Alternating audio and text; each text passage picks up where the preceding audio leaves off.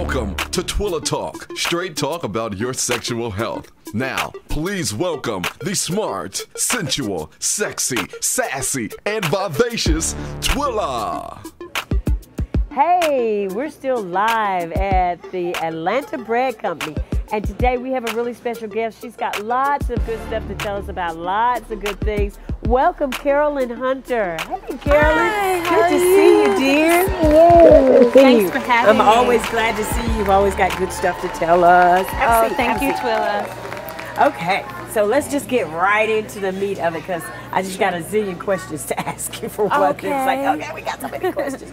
First of all, you are not a personal trainer.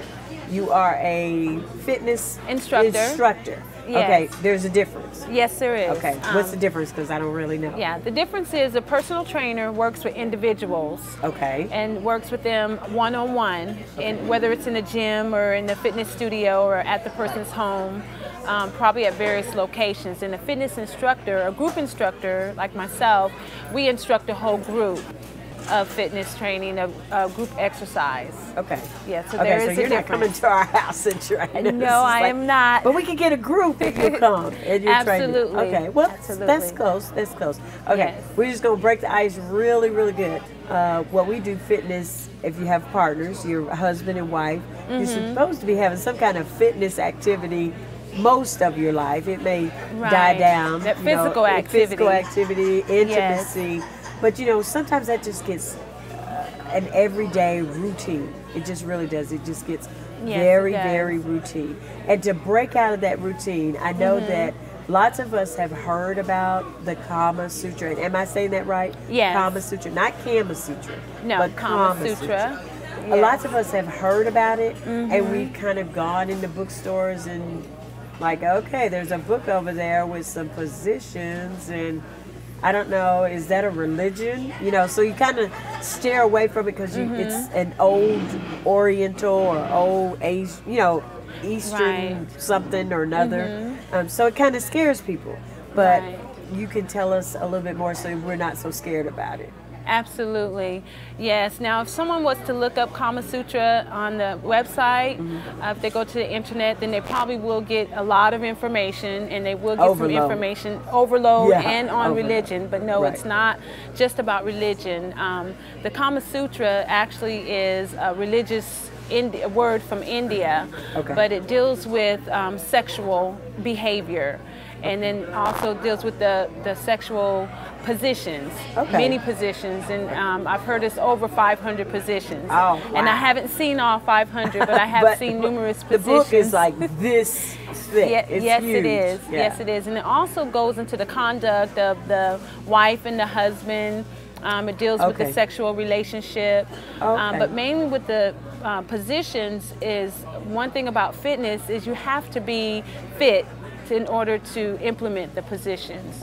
And the positions are good to keep it from getting bored, getting bored with it. Which often it does. Which often happens. 27 years or even 2 years. You're like, okay, is it same the same old thing, place? Right. All the same place, same thing, time, same time, same position. Same position. Yeah, or only 3 positions. Right. So there's more than 3 positions. Yeah. And sometimes, when you're married for a long time or something may change even with your health or your physical status where you may not be able to do certain positions. So it's good to learn other positions so that you can experiment, even if you want to do something new each night. So it keeps the mind from 500 wandering. days of different positions. Absolutely. It keeps it fun. It keeps it interesting. Right. And you definitely have to have energy for it. Of something the same all the time. Now, if we were going to buy those books, now I know that they have those books in some of the bookstores in the mall. Yes, so they is there a do. better, because they come in all different, some there's of them various say books. The positions, some say Kama Sutra, but they all are based from the Kama Sutra, even though they may not say that. Absolutely, absolutely, and they will all present positions, But also there's information that you can get on the World Wide Web. If you just Google Kama Sutra, you can get I don't know how much stuff would come up. Well, you can get a list of positions. You can, they have, and it's free. It's free information. You don't have to buy and the positions are illustrated, and they also are explained. So before you how go to to your get that. bookstore, you probably can like get a the pretzel. information free. So you just have to shop around and just get the one that works for you. Okay. Now the other thing I've read, because I was doing my homework before you got here, it's like Tantra, not Tantra. Absolutely, it's Tantra. So it's Tantra. That's correct, and it's also from it's a Sanskrit word, just like Kama Sutra. The origin is from India, China, Tibet, and Egypt. Okay. So it's from ancient civilizations. Oh, both okay. words. Okay. Yeah. Now, Tantra, is that a religion? It is not just a religion. There is a religion that deals with Tantra, Hinduism. Right. But when we talk about tantric sex, we're just basically tantric translate to one's consciousness. Okay. Liberating oneself. It sounds like Kung Fu, you know? Yeah. When we watched Kung Fu on TV, liberate yourself. And basically, it's just freeing yourself. Okay. It's just freeing yourself to be in the moment of the act of intercourse. Okay. So it's not focused just on sexual intercourse or just on having long-lasting orgasms. It's basically about just being in the moment, just freeing yourself and being in the moment. You know, you're not thinking about taking out the garbage. You're not thinking about your child getting a bad report on the report card when you're having intercourse with your mate. You're not, you know, balancing your checkbook, but you're freeing yourself, you know, from negative emotions, negative thoughts, and, you know, other probably sexual thoughts, sexual baggage. Some people have feelings of guilt and shame. Right. So Tantra deals with just forgetting about those things, releasing yourself and freeing yourself to be in the moment, to experience your mate. Okay. So it's about connecting. And so there's a rejuvenation that comes with that. And also being in touch with yourself sexually.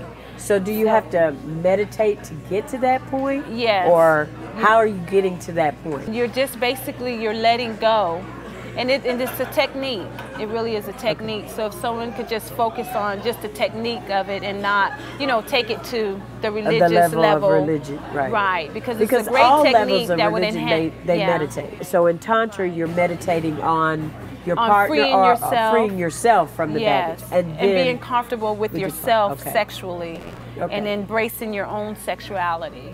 Okay, so that doesn't get us in trouble. It's not talking about just self-gratification, because there's a lot of self going on there.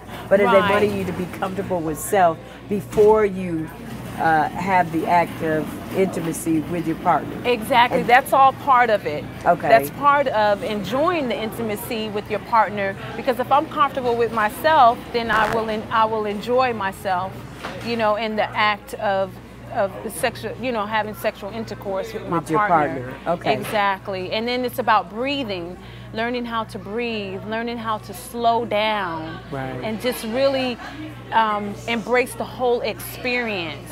And that intensifies the experience. Okay. So you see what I'm saying? So and that now has to do with meditating. If one partner is doing Tantra, but the other partner is not, I mean. Well, I'm glad you brought that up, because it's about communication. Right. Active listening. Listening to your partner, whether it's through moaning or just verbal communication, knowing what they like and what they don't like. So you're learning about not just yourself, but your partner as well. So you're communicating with your partner. So it's not, you know, one-sided. Okay, so we want this to be from what I can understand, it's a separate thing going on with Tantra before you come together as a whole. Like, you don't want it to be, this is just another duty that I check, another wifely duty I check off my list. So is that, it's the teaching of that. And you want to just take your time. You want to set aside time. Because it can, the whole experience can last 3 hours, it can last 2 hours. Oh, wow. For however long, you know, that you may have. Some people may not have 3 hours. Right. And some people may have 5 hours. So it just depends. And the great thing about it, and the fun thing is some mornings you may have the whole morning. You know, if Right. you both don't have to go to work, but say it's before, you know, it's before work. Right. So you can start that night. Oh, okay. You know, before you go to Wow. bed, Somebody and just be wake up exhausted and thinking about it. just We wake up started and last night continue. about 9 o'clock, and here But it it is has this to do morning. with Okay. touching, with Okay. caressing, stimulation, because it doesn't always have to do with just going straight for the penetration. The gusto, yeah. Right. Like, But I'm you just learn in to and out. touch, That's it, you know, right. and stimulate those different Okay. erogenous zones that we Right. have Right. from head to toe.